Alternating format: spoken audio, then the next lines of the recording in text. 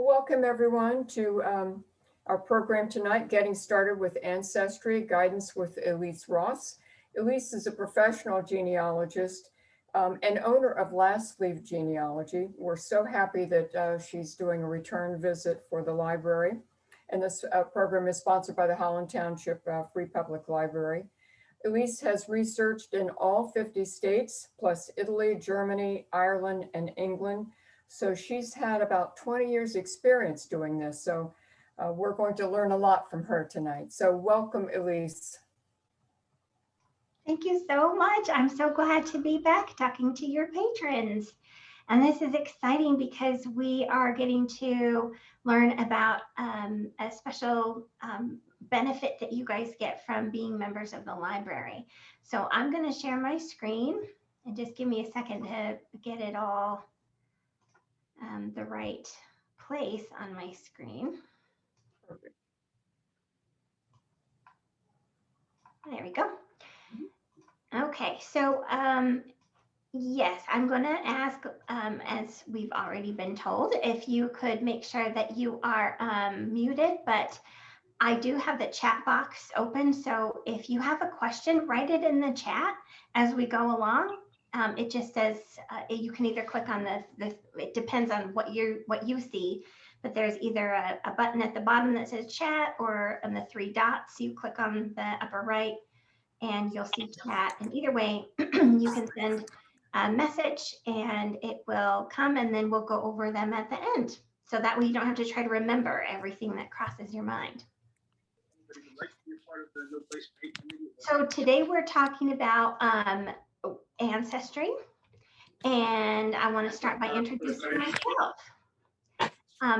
So who am I? My name is Elyse Ross, and I am a professional genealogist. And I am also a genetic genealogist, and this is a newer thing and something that I have been doing for probably about the last 2 years. And that's really getting into looking at DNA results and trying to find family members. I have clients who don't know who their father is, or they were adopted, or they don't know their grandfather, things like that. And I look at their DNA results and do some genealogy and figure it out. I've also started working with some police departments to train them and to help them to hopefully solve crimes. I'm also a member of the Church of Jesus Christ of Latter-day Saints. And you may, if you were at our last meeting, you may remember me talking about that. And it's important because the church sponsors Family Search, which is free. There's billions of records available on the website. And it really does say, is it free? Yes, it is completely free. There are some options for being able to, you may have to go to a church and use a computer at the church, just like for Ancestry, we'll talk about how you have to go to the library to use the terminal there. But the records are available to just about everybody. So that's really exciting and wonderful. And the church also runs the Family History Library, which you might be familiar with, where you can go to Salt Lake and actually do research there, or you can have them ask them to do some research for you. And you can see this guy here, he's only interested in locating wealthy relatives, but usually we want to find all of our relatives. So, but the Family History Library in Salt Lake is amazing, and records there that are really one of a kind. You won't find them anywhere else. So let's jump in and tell you what you can get from Ancestry. If we were in person, I'd ask you to raise your hands because I'd love to know who is familiar, maybe has an Ancestry account or has even seen commercials or is interested in some way. But I'm just going to assume that you guys really, you're coming in a fresh slate. And so we just want to, we'll just pretend that you guys don't know anything about it. So what can you get from it? What do they have? So Ancestry is a website, ancestry.com.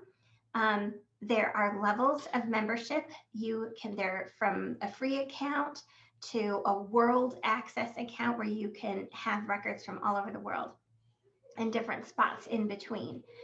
So if you were to join or go on for free, what kinds of things do they have there?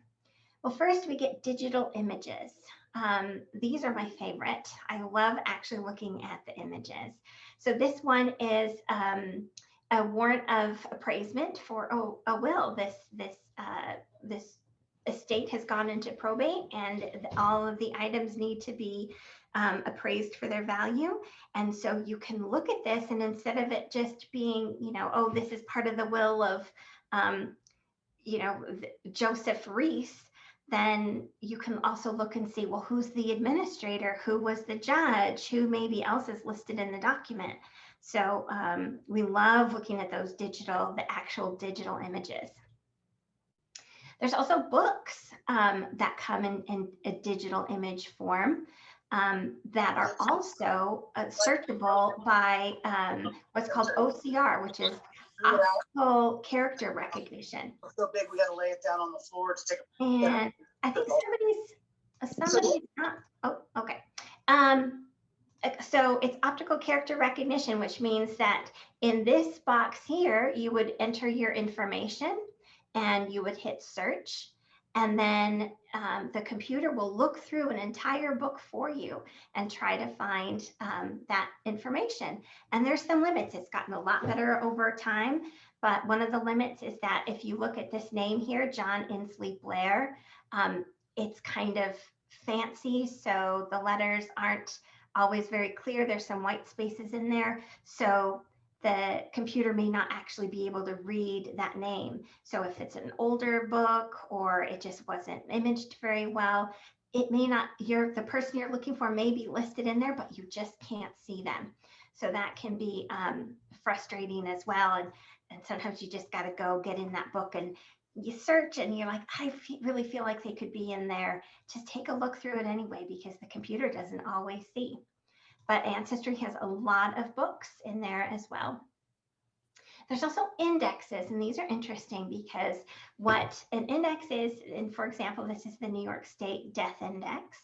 And instead of having the actual death certificate, it's just a little bit of the information from that certificate that's been indexed and put in this little record. And sometimes this is done by computer, and sometimes it's done by volunteers. And again, members of our church, we talk a lot about doing indexing. Indexing, it's a service that we ask the teenagers to do, to look at these old records, read them, and then just type the information, type it up so that people, like all of us, can go and search for something and it'll have been indexed for us. It makes it a lot easier. So you can do that. I suggest if you want to ever do some fun, interesting indexing, you can just do 10, you can do 100, you can do it all day or for 10 minutes.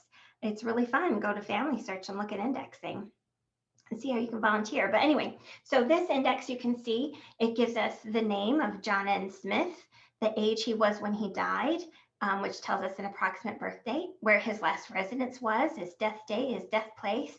And also we get here the certificate number.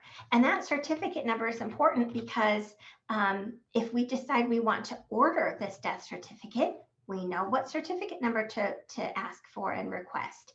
But this gives us some stuff to get started while we may be waiting for that death certificate to come in. Because with New York, it can be months to wait for a certificate. They're way behind. The other thing you can find on Ancestry are member family trees. So again, here we've got John Inslee Blair. And I don't know if you're familiar in Warren County, we've got Blairstown, and that was named after the Blair family. So John Inslee Blair is in several people's trees, and you can see here that he's found in 41 trees. And you can see that this particular example from Mark Morello's tree, he decided to make his tree public so we can see all of this information that he has about John Inslee Blair. Now, we don't know right away if this is good information. Is Mark Morello a good genealogist? We don't know yet, but we can tell that he's got 13 records attached to John and 18 sources, which is pretty good. We like to see records and sources backing up the information that's on there. It's also an enormous tree. It's got almost 50,000 people in there. So he's done a lot of work. We compare it to this John Inslee Blair entry here that only has one record and two sources. And most of the time you'll see 0 records and 0 sources because people are just copying trees. So you can tell this is supposed to be the same guy. The father's the same, DeWitt, and the mother Mary and Mary. But look at his birth dates. They're totally different. This one says 22nd of December. This says 22nd of August. The years are totally different. And the death dates are totally different. So we have to ask ourselves when we're looking at other people's trees, are we going to trust the information that they have? What sources do they have to back it up? Where did this information come from? Did they just copy it from other places?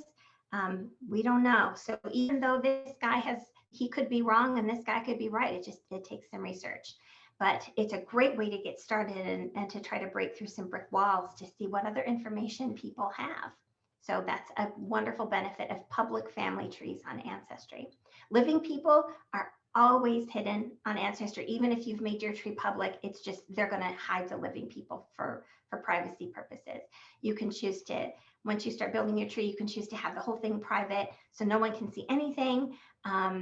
But my feeling as a genealogist is let's share this information. Sometimes you'll make a tree private because it's a working tree. You know it's got mistakes. You're just kind of figuring things out. Maybe you're trying to work out a hypothesis, and you don't want to share that because you don't want to mess up somebody else's research.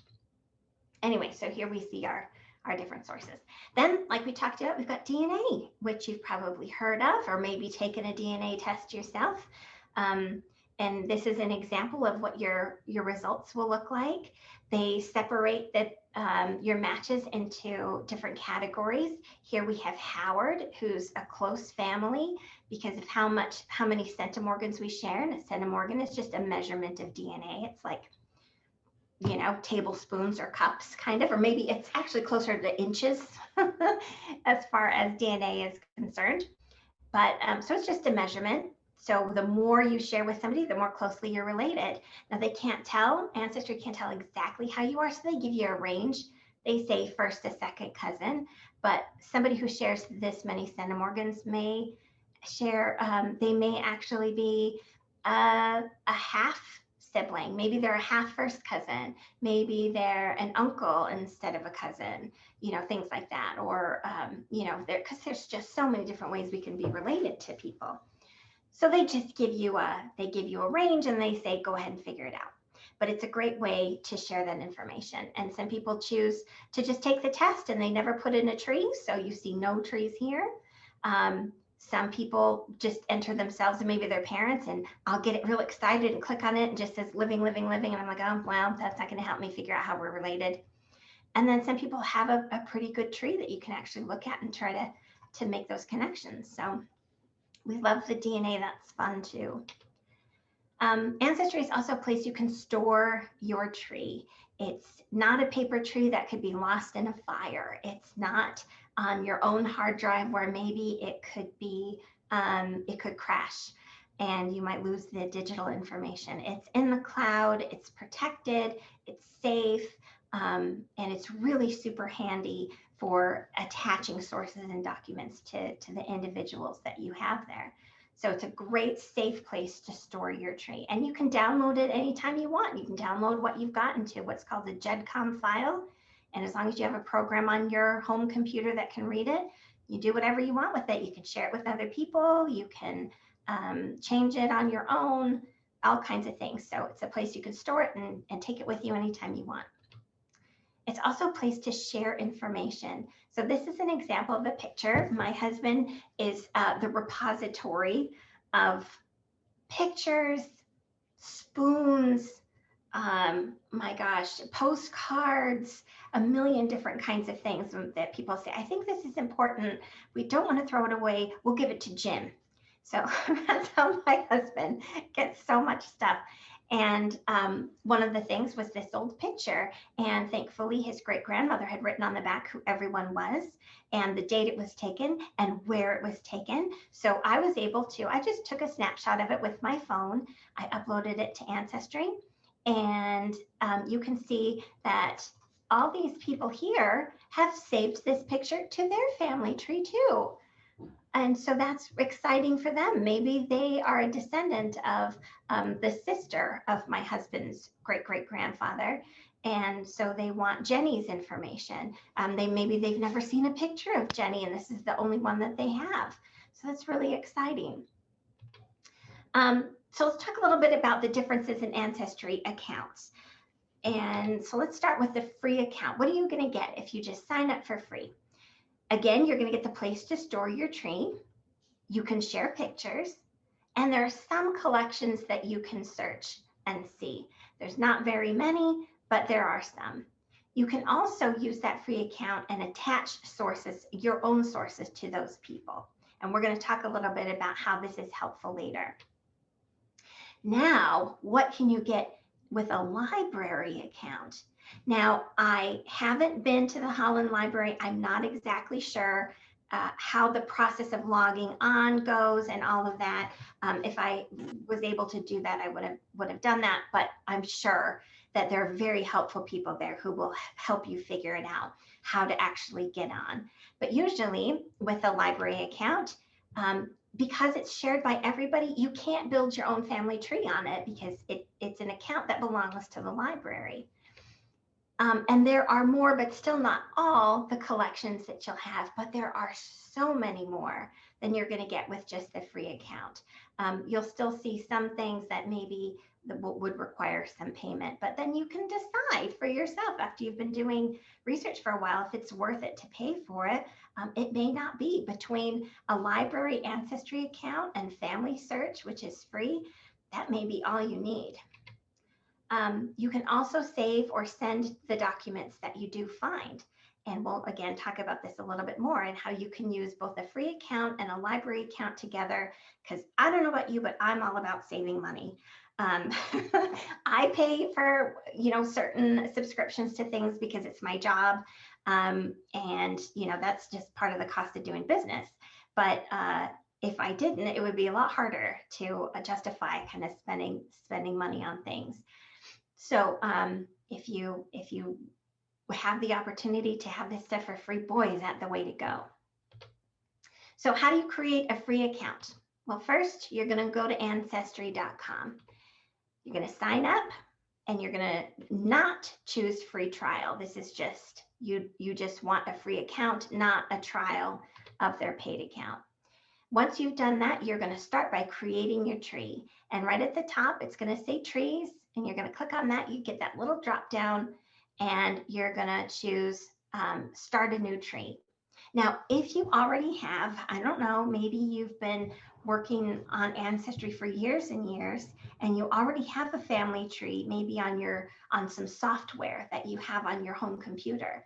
You can download on your home computer and turn that into a GEDCOM file, take that and upload it into Ancestry. And now all the information that was on your home computer is now on your Ancestry account. So that's great.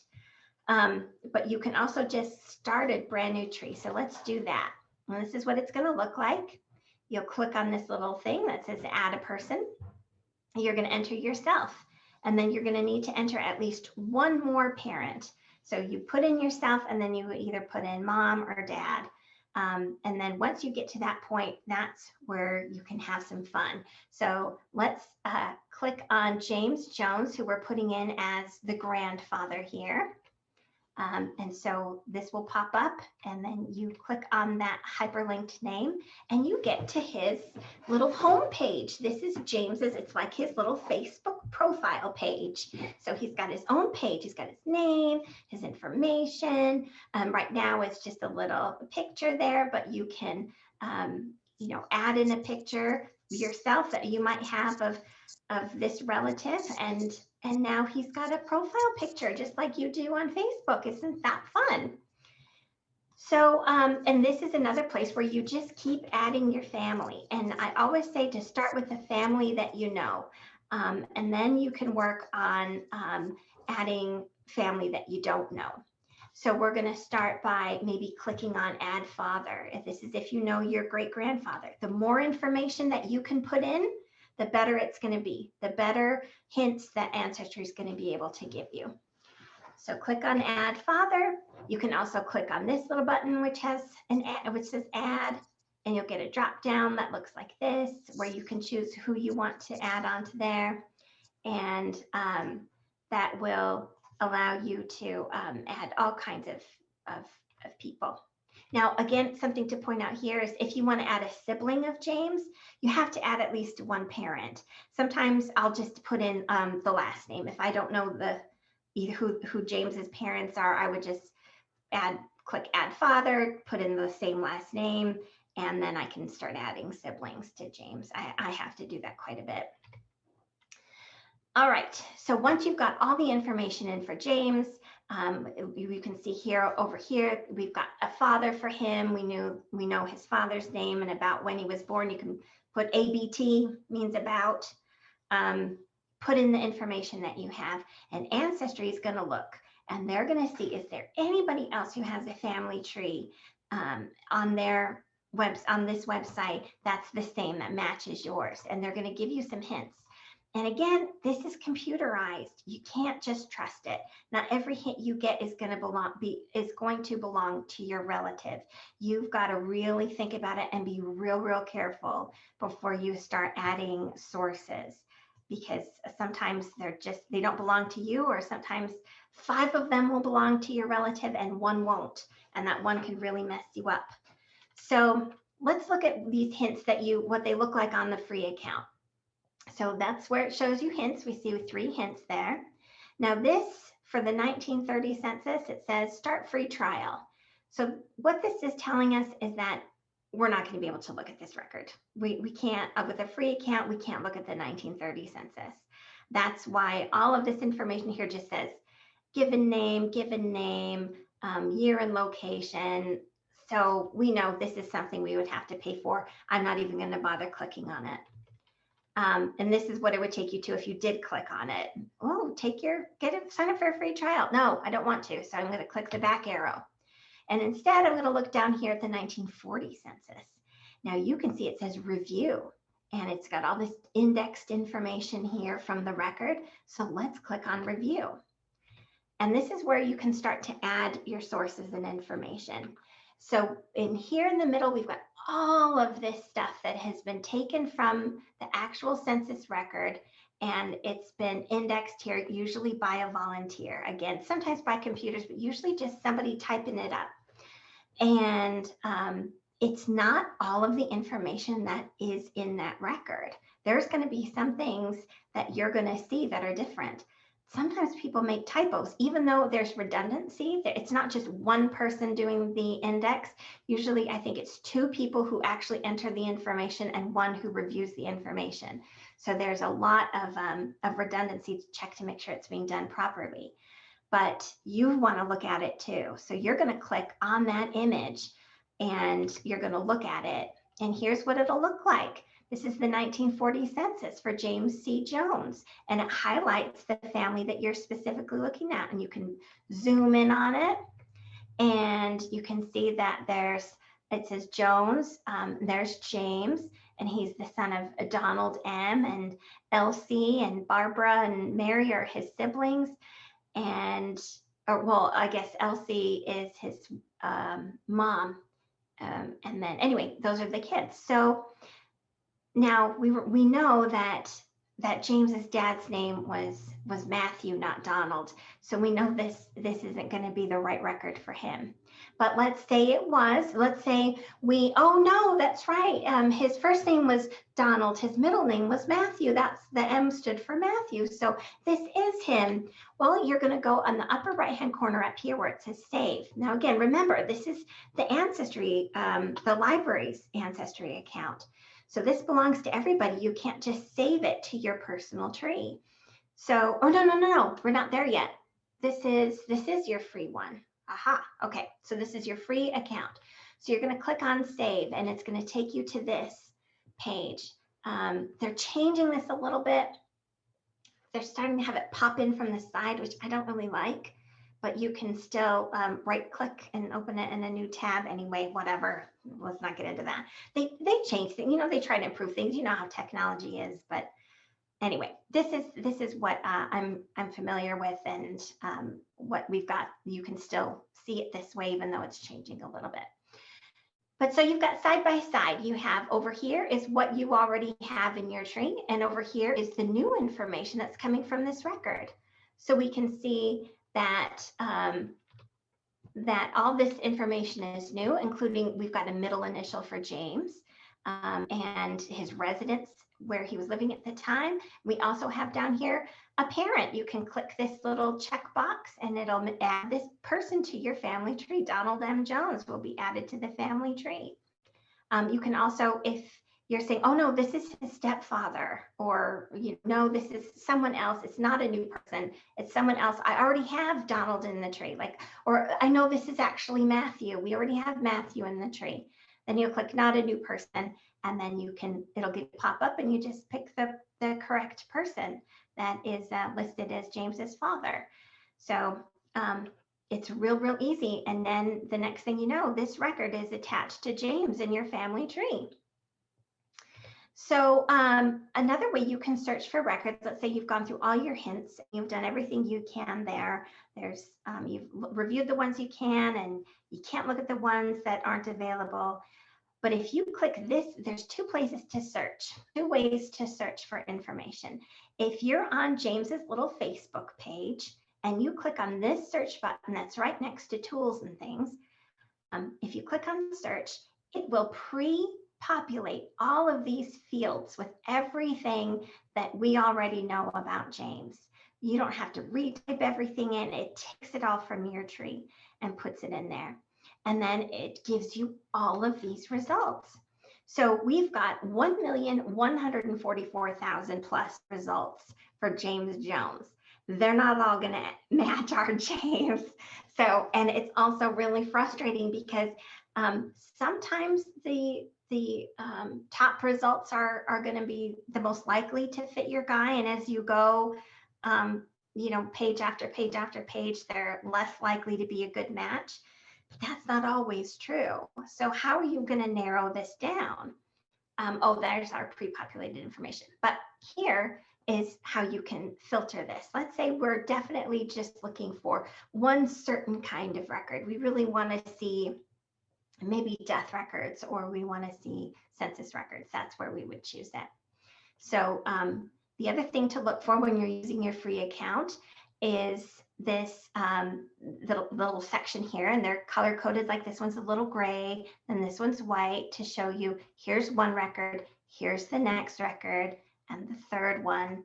But you can see here we've got dates and places, and that's all listed. So we know this is a record that we can review with our free account.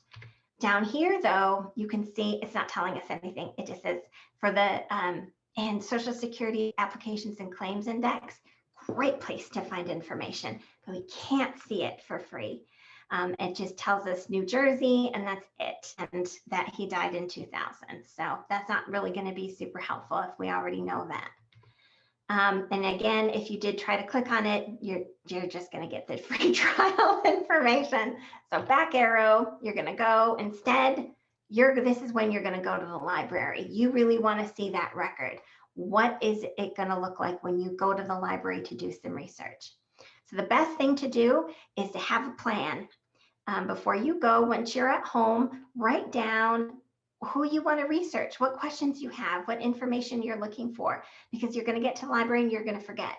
You will not remember what you want to do when you get there.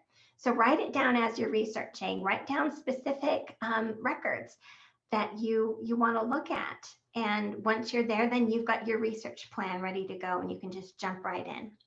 So you're going to sign on, you're going to log on. You will use your library card and your library card number, and you'll get access to this.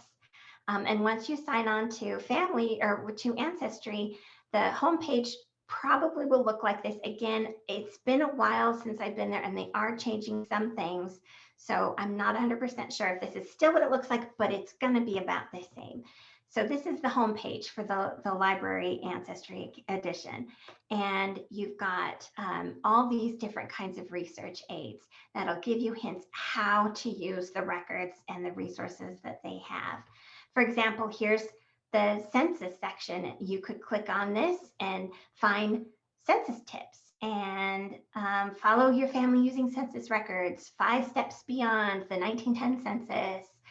So really good, helpful hints, all kinds of things you can do if you just want to read about how maybe a certain problem you're having with your family that you want to figure out. They've got so much information here. And a lot of this also is available on the free account too. They've got, if you click on the help section, click on things and look around and see what they've got. Here's a section on immigration. A lot of us have immigrant relatives. Probably all of us have at least one from some point, but mine are a little more recent than others, and not as recent as many others as well. So, but we all have different stories of our ancestors who immigrated, and it's changed so much over the years. So it'll tell you what to look for and how to find your immigrant ancestors. And here's another cool thing, charts and forms. If you click on the charts and forms, you can get paper forms that you can print out at home. You can look at them. You can, have a little binder. A lot of people still really like paper, and you can, print them out and write things down, or you can turn them into an editable document and use it that way. So it's a really neat resources of these charts and forms. So let's click on search, because that's what we want to do, right? We wanted to look for some records for James. There were just a few that we could see with our free account. What can we find on our Ancestry library account? So you click on search, and this is where it takes you. And now we're gonna explore a little bit before we actually search. And so let's explore by location. And we're gonna choose to explore in New Jersey. So we're gonna click on that. And it takes us to this New Jersey page, which has a list of collections. And it also has a little thing, which I love, that says see more about New Jersey. Ooh, let's go read more about New Jersey. And it takes us to this cool page that has a list of all these collections. And you can see here, you can even narrow it down by region. I'm in Warren County, so I could click on Warren. There's Hunterdon County. There's 32 collections that are unique to just Hunterdon County. So maybe if you know that's where your family's from, you can pick that and you can do some research there. And that's really neat too. This is especially helpful if you have family who's from a different place than you are right now. Like maybe you've grown up your whole life in New Jersey, but your family was actually from Maine, but you've never been there. So you can look at these pages and learn a little bit more about Maine. What kind of records do they have? Where do you start if you're going to research an ancestor in Maine? That's really fun. So let me get back here. So let's go back to search again. We're going to start from the beginning, and we get back to this page. And we're going to look at these special collections. And these are historical records that are unique to Ancestry and usually are their most popular. And if you look down here at the bottom, it says view all in card catalog. Now, if you're like me, you remember the day, which maybe, I don't even know, there could still possibly be, I guess, a paper card catalog at the library. But I remember pulling those drawers open and going through the index cards and looking for the book that I wanted and writing it down, or maybe if I was feeling really brave, popping it out and taking it with me. If it wasn't protected, but you're not supposed to do that, so you write it down. And anyway, that's how you find where your book is through the card catalog. And it's basically the same thing here. If you click on card catalog, it would take you to all of the collections that Ancestry has. And then once you're there, you can sort them and see what's new, see what records collections have been added to. It's really cool. So that's where you see everything, is clicking on card catalog. So now let's go back. We're going to search for James. Let's see what we can find for James here. So this is the main search page. If you click on more search options, it opens it up so you can add even more stuff about James if you want to narrow it down a little bit more. So we're going to enter in what we have. We're going to enter James Jones, the place that he might have lived, which is New Jersey, approximate birth year. We're going to put in his death, and we're going to leave everything else blank because we just want to get whatever we can get. Let's see what happens when we do this. And now we get some results. And so we've got the same issue where we've got over 1 million results. That's a lot, but let's just look at what we see here. So first, we see a Social Security Applications and Claims Index record. And we have seen that before, right? This is what it looks like. It tells us when he was born and when he died. This is what it looked like on our free account. So we know already we're seeing stuff that we can't see for free just because we went to the library and we sat down and used their terminal. Look at that. Now we have his exact date and the city and the county where he was born and the exact date that he died according to this Social Security record. So that's great, just because we went to the library. So let's go there and see what it looks like. So we click on it, and it says James Jones, and we see that he's actually Black. So this may not be our James Jones that we're looking for, but maybe it is. If this is our James Jones, we've now got a father and a mother that we could add into our record. We see a middle name that maybe we didn't have. So this is great information for us. Let's look at this one. This is a veteran compensation application file from World War II. And this James Jones, you can see he was born 5th of January, 1927. And this James Jones was born 14th of May, 1925. So they're pretty close in age. He was born in New Jersey, but he actually was residing in Pennsylvania at the time. So you can decide if this is your relative or not. But what do we always do? We're going to look at that image. So let's click on that image. What does it look like? Look at all this cool information. This is what gets me really excited. Because right here, look at all this. You've got his military serial number. We've got when he was separated from service and where he served in Fort Dix, the branch of service, his address, all this stuff. So you can see the difference between just an indexed record. This is just the index. That's all it shows. But when you actually look at the image, it's like this. And usually these military records can go on for like 5 pages.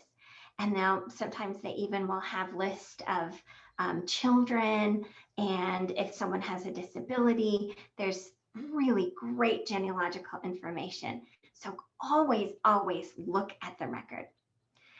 So the other thing we're going to see on this image page is this save. We know this is our James. This is the James that we've looked at it. We said, oh, I know. Yes, he served in the military. Oh, I remember grandma talking about, you know, how he was in Philadelphia, whatever it is. We know this is our James. And so we're on the library's account. How do we get this to our free account at home? And our James, who has his little Facebook profile page, how do we get it there? Well, it's this save button. So you click on it and there's 2 options. You can send the image home or you can save it to this computer. We don't want to save it to the computer. It's the library's computer. So we want to send the image home and then you can just email it to yourself. And once you do that, you come here to your free account. Now, sometimes, I'm again, not sure because I haven't been there, but usually what you can do is have the Ancestry open on the library's terminal. And also if you just open a browser window and log into your personal private free account, you can just do it while you're there and just send that email that information to yourself, log on to your email address, drag it over, and you're just dragging it from your email straight into here to the upload media. And you've got all these wonderful sources that you found for free are now attached to James Jones. And you, instead of being able to click those boxes and have the information transfer over, you're going to have to type it all in, but it's worth it because it's free. It's just taking you some time. And it'll be under the gallery section is where you will be keeping all of these pictures. And you do it by clicking on this upload media here, or this add button where you can add photos. You can also upload stories, and you can just click create a story and write a story. I love when people do that, when they will write a story. But I remember, you know, my father till 8 saying, o'clock. I thought we have till 8 o'clock. what was that? Was that a question for us? Or no? Okay. Anyway, so that's just a great way to share information and stories with other people, is to click on create a story, and you write your memories of your relative, and you can share it with so many people. I love that. That's what makes these ancestors real to me. So then you have a responsibility now. You've got that picture. Oh. Can I ask you a question regarding that create a story? So if I were to write that, can somebody else come in and they would just add to it, or would they have a separate kind of box of their memories? They couldn't add to it or change your story, but what they could do is view it and save it to their person on their tree. So if they wanted to add a story on their own tree with their own memories, they could do that, and then it would show up as a hint for you. So then you would be able to say, oh, look, I've got a new hint for James. And you go look at it, and it's a story someone else wrote. So it's, yeah, so it's your stuff. Nobody else can mess with it. It would be neat, though. That would be neat, right? If people could add. But that's the thing. That's at Family Search, it's called a one world tree, because it's one tree for everybody, and we all work together. It's frustrating because some people aren't great. They'll add family members or records that don't belong there, and a lot of time of my time is spent kind of fixing mistakes. But you know, that's okay. I appreciate the work that people are trying to do for their families. But the wonderful thing about it on Family Search is that's what it's like there. You put in a memory, and it's there for everybody, and everybody can add to that person on the tree. And the goal is to just have one record for one person, and you know, we can all see how we're related to each other. So that's what's cool about a one world tree. So Family Search has records, and they've got the tree as well. So yeah, so that's creating a story. Love those. And again, this is where you go to upload photos. If you have photos at home, you can do the olden days scanning stuff. I've got my scanner here, which I'll use for certain things. But honestly, I just use my phone. And if, you know, the quality is so good with our smartphones, you just snap a picture and, you know, save it to whatever, however you do it, and then upload it there. Now, all of this stuff, I'm showing you how to use Ancestry on a home computer or a laptop or something. But a lot of people like to use just the app on their phone, and that works too. And it's basically all the same. It's very, very similar. And so if you know how to do one, you'll know how to do the other. I don't get how kids these days will do so much stuff on their phone. It drives me insane. I need a bigger keyboard. I want my big screen, but you know, the kids are like, oh, it's my phone, and I can sit on the couch. So anyway, so once you get the picture of your source added in, you want to actually go back to this facts page, and you want to click on add a source and put it in actually what it is, what's the name of the file, or what's the name of the collection and all this stuff. It's kind of a headache. I actually hate doing this. I hate clicking add a source.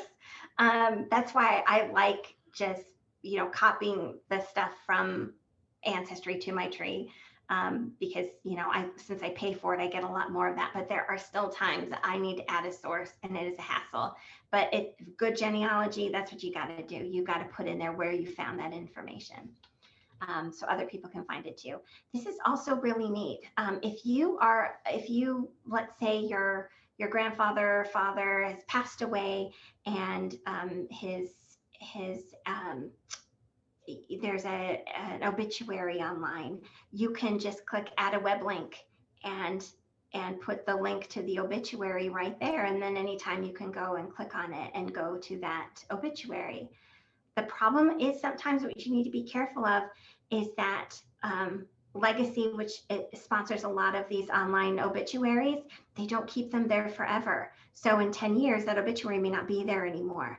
So another idea is to just go copy all the information from that online obituary and go back to add a story, put it in as add a story, and then put the web link on there. And then if somebody looks, they'll know they can go there, maybe write down, what newspaper it was originally published in or something, but then it's safe and it's not going to go anywhere. If that website decides to stop paying for that storage, you still have that obituary and you're not going to have to incur some other cost or research to try to get it back.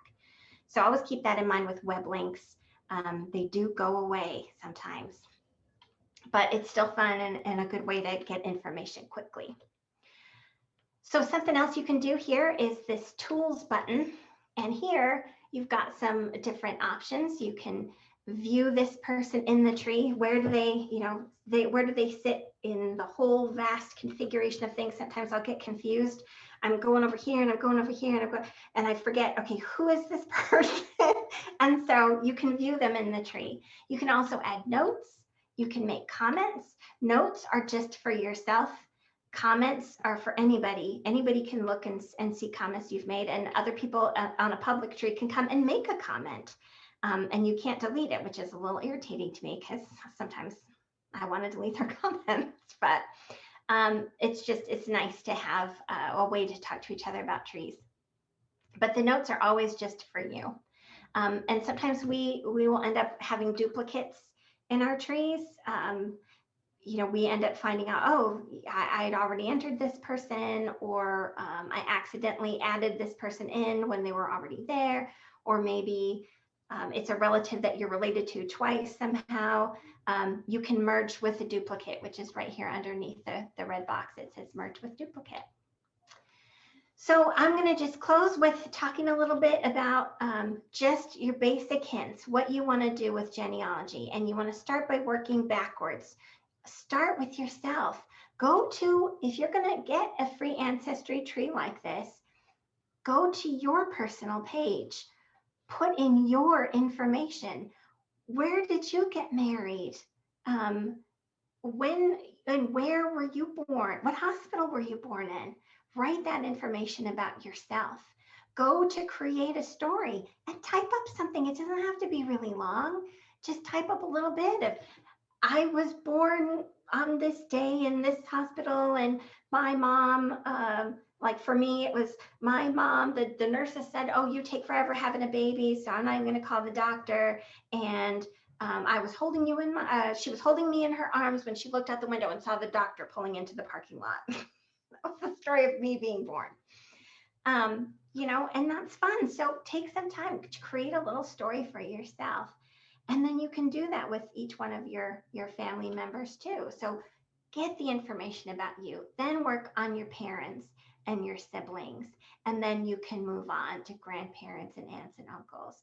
So I think sometimes we neglect our family that's living.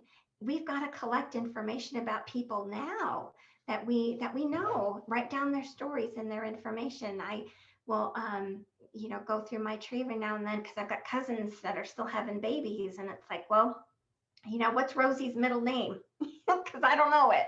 And I want to make sure my tree is nice and full and accurate, because we all want to think that we're going to be young forever, right? But we won't.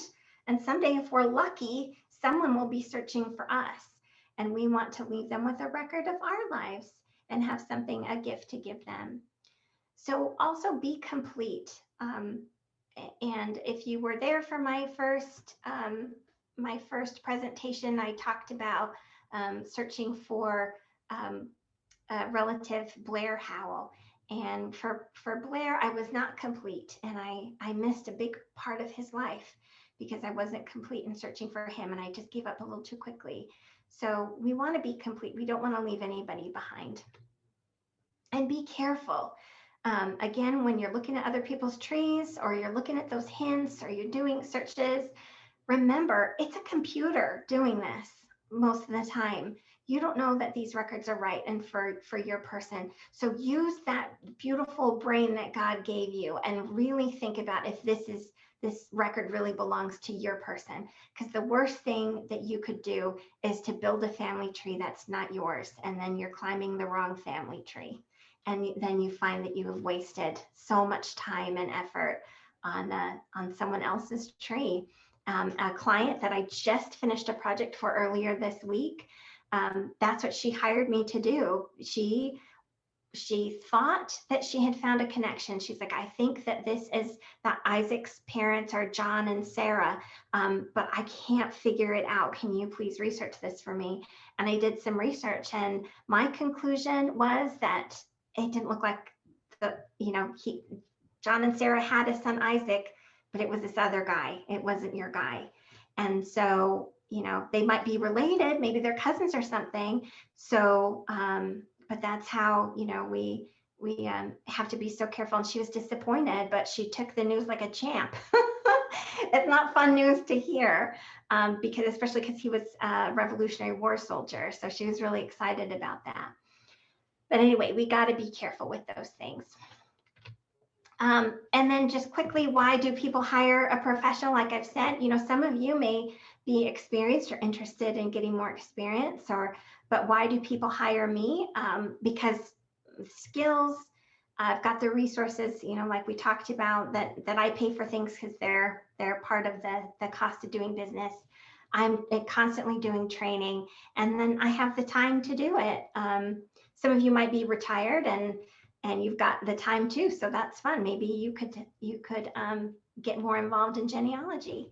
So my last advice is just enjoy it, make it fun, learn about and love your family, and that's it.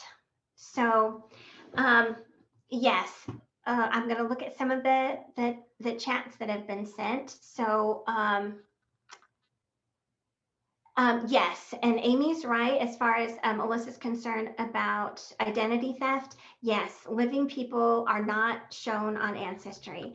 Now, with that in mind, there are records for living people that may be available. There are still going to be newspaper articles. There will still be public records that you could find anywhere on the internet if you Google your name. Like if you Google your name and the state where you live, you're going to find there's going to be websites that just have your address or some sort of information about you. Usually they make people pay a little extra to get that information.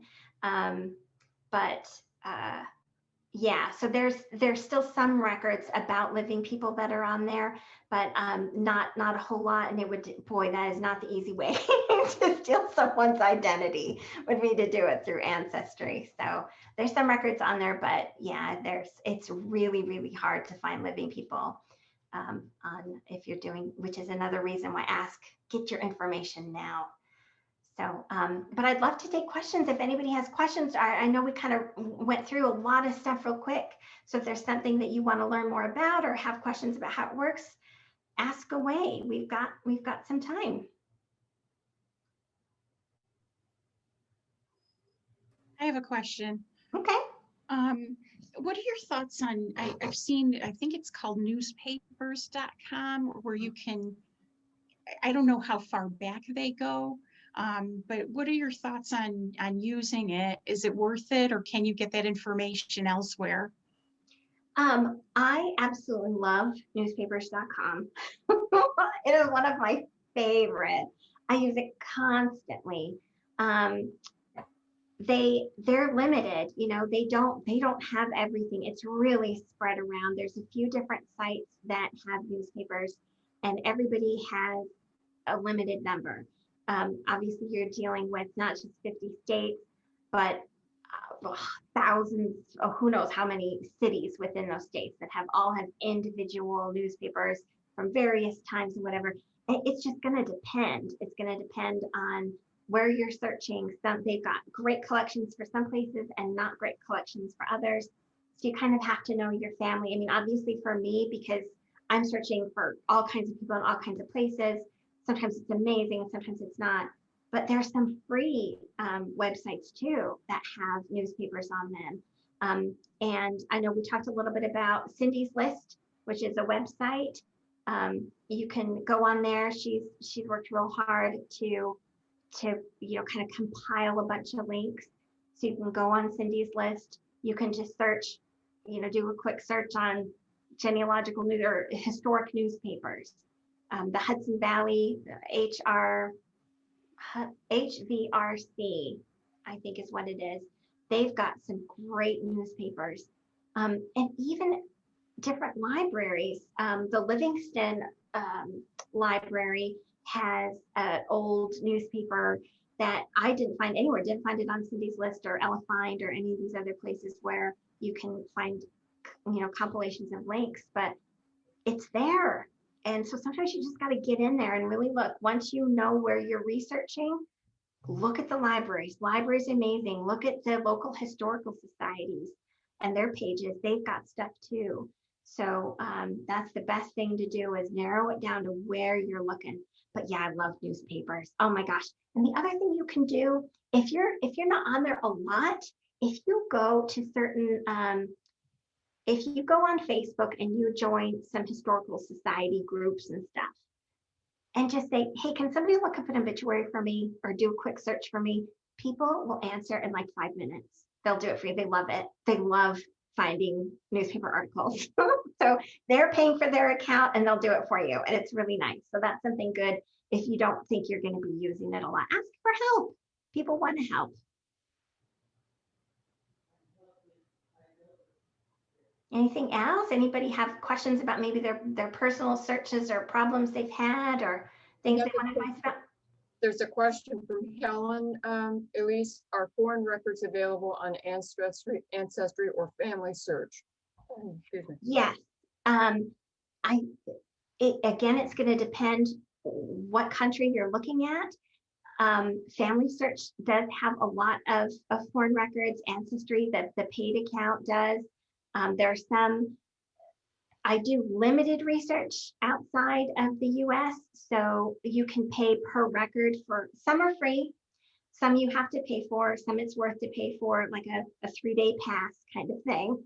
And then if you do a lot of research, you might find it's worth it to buy their, I think it's called World Traveler level or something like that, where you get a lot of, but yeah, so there's some at every level, there's going to be some, but Family Search is great to go look at and see what they have for free there. And they've got really good, helpful hints about finding your overseas ancestors. Meredith, what do you have for us? Well, I've been on Ancestry for quite a while, and I have I made the mistake of not making individual trees. I put too many on my tree, so it's kind of like unmanageable. And I wanted to like separate them into like my husband's family and my family, and I have my mother's line and my father's line, and they all split. I have a lot on it. Mm-hmm. So is there any way for me to split it up and make it individual without restarting the whole thing? Yeah.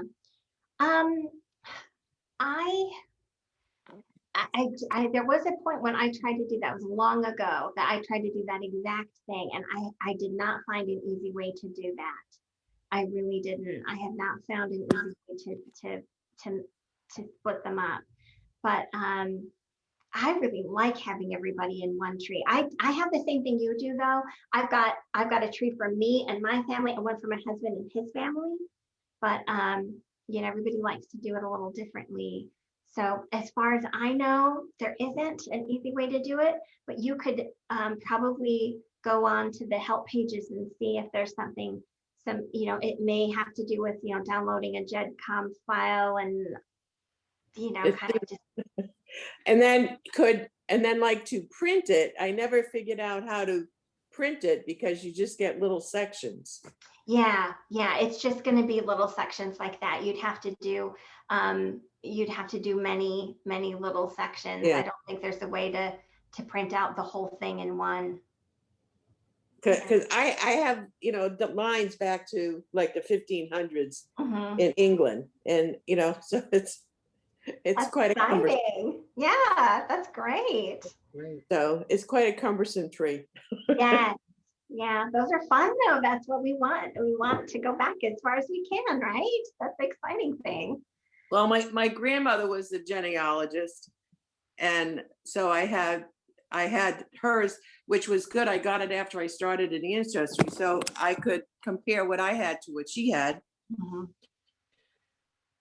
And then I also, a family member gave me a tree from my husband's family. So it is really interesting. Yeah, that's great. And that's what we love. We love sharing that information with each other. Computers help a lot with that. Okay. Another Anybody? question, Elyse, from Debbie. Do you have tips for African Americans researching family history? It's tough. It's really tough. I have I have a client right now. She's doing a unknown parentage search, and she's my longest running genealogy client right now because it's so difficult. There's a lot of special training on doing African American genealogy, because what happens is you get back to the 1840s, and that's kind of it. You're getting into slave time. The other issue that you have a lot of the times is if they're Black but not specifically African American. I had another client, her relatives were from the Caribbean, so we didn't know at first what islands, and then island genealogy is really difficult. So you're dealing with a lot of different issues, but it's really important to take a DNA test that can help you kind of narrow down what parts of Africa to kind of be looking at if you're looking for the actual African roots and routes and things. ROOTS and then ROUTES, roots and routes that were taken for their ancestors to come. But it's tricky, it's tough. There's nothing I can think of off the top of my head other than hard work, and there's specific record sources, manumission, slave manumission records that are important to look at. But yeah, it's really so case by case. Yeah, it's just diligence, and maybe do some research and look at watch some training videos. I'm sure Ancestry has an entire section about African American research that's really helpful too. Anybody else? Any other questions? Okay, well, thank you. I appreciate being able to come and talk to you tonight. Please feel free to email me if you have any questions, if you need some help. I love helping. I can give you tips. I can point you in the right direction. No charge. I know we all need to get some help sometimes. So I'm always around if you come up with something and you want to shoot me an email.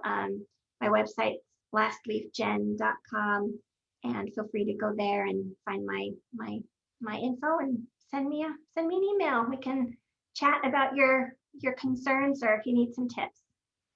Thank you so much, Elyse. This was wonderful. I'm surprised that you can find out so much with a free site, so especially with Ancestry. So thank you so much. You are welcome. You're so welcome. And thanks everybody for joining us. This is great.